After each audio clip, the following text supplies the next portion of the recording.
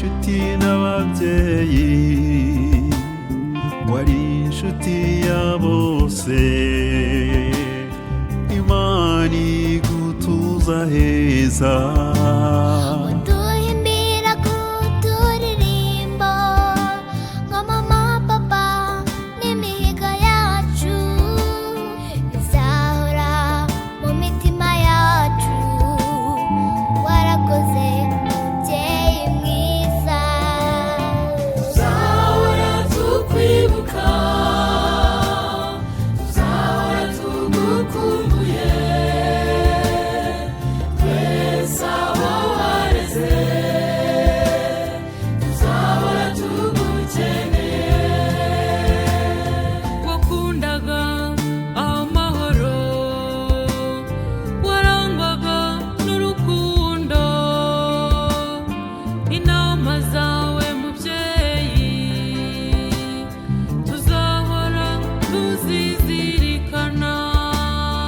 imirimo myiza iguherekeze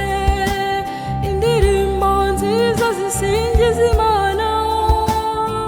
y'amajwi meza anogeye amatwi tuzahora tubyibuka tuzahora tukwibuka tuzahora tugukumbuye twese abo wareze tuzahora tugukeneye mubyeyi kuvuga ibyawe nukuri ntitwabirangiza abasaza basuka amarira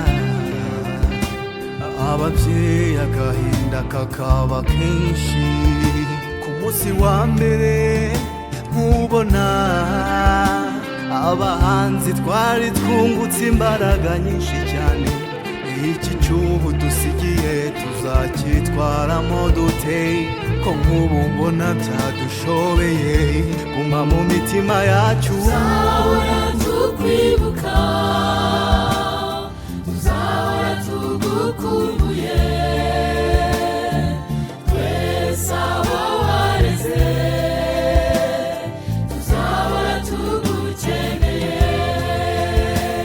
umuryango turashavuye abo wibarutse